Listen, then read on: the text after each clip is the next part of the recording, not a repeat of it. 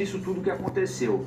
Depois, então, é bom que muita gente coloque a barba de molho, porque o ministro Alexandre de Moraes diz que quem tentou desestabilizar a eleição, quem tentou desacreditar a urna, desacreditar o resultado e continua tentando contra o Estado Democrático de Direito, uma hora vai pagar a conta. Essa diplomação atesta a vitória plena, incontestável da democracia e do Estado de Direito contra os ataques antidemocráticos, contra a desinformação e contra o discurso de ódio proferidos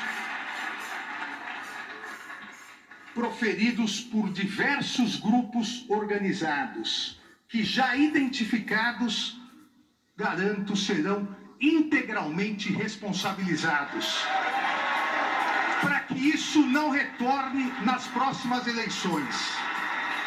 Então, minha gente, nós já temos o exemplo lá dos Estados Unidos, né? Claro que são situações diferentes, processos diferentes, mas algumas coisas são bastante semelhantes, né? Como, por exemplo, o estímulo do presidente que está no cargo, não venceu a eleição, não conseguiu a reeleição, a não aceitação do processo eleitoral, a tentativa de fazer com que as pessoas desacreditem do resultado da eleição, imaginando que foram alvos de alguma espécie de fraude. Isso aconteceu tanto lá quanto aqui, né? Aliás, desde o início do mandato, o presidente Jair Bolsonaro desacredita o processo eleitoral. Por exemplo, já logo depois do início do mandato, ele dizia que deveria ter vencido a eleição em primeiro turno e não ido ao segundo turno contra o Haddad, que houve ali uma espécie de manipulação, que em 14 manipularam a vitória da Dilma, que era para ter sido vitória do Aécio Neves, isso sem nunca ter apresentado um indício qualquer, né? Então, essa similaridade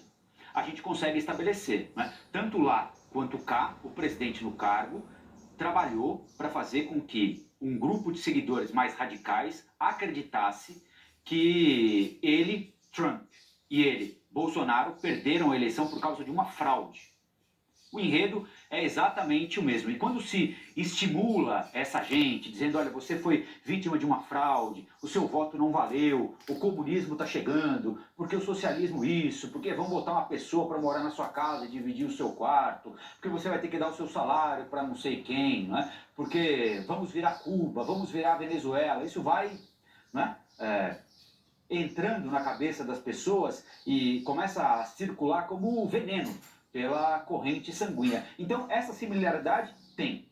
Outra similaridade, a tentativa de invasão a um prédio público. Aqui não conseguiram, na Polícia Federal. Imaginem se tivessem entrado e a Polícia Federal certamente teria de responder, não é? Com um pouco mais de contundência, porque se manifestantes entram numa carceragem para libertar um preso, como é que a polícia reage a essa altura do campeonato, né? Felizmente, a polícia brasileira conseguiu impedir que eles chegassem ao prédio, o que não aconteceu no Capitólio, lá nos Estados Unidos. Tanto é que o resultado foi muito pior do que aqui, né? Lá a gente morreu. Aqui, felizmente, nesse episódio, não há informação, por enquanto, de nenhum manifestante gravemente ferido, de nenhum policial gravemente ferido. Mas tem uma outra similaridade, e ela foi indicada pelo presidente da Justiça Eleitoral, o ministro do Supremo, Alexandre de Moraes, para a gente agora. Lá nos Estados Unidos, pouco a pouco, paulatinamente, os processos contra aqueles indivíduos que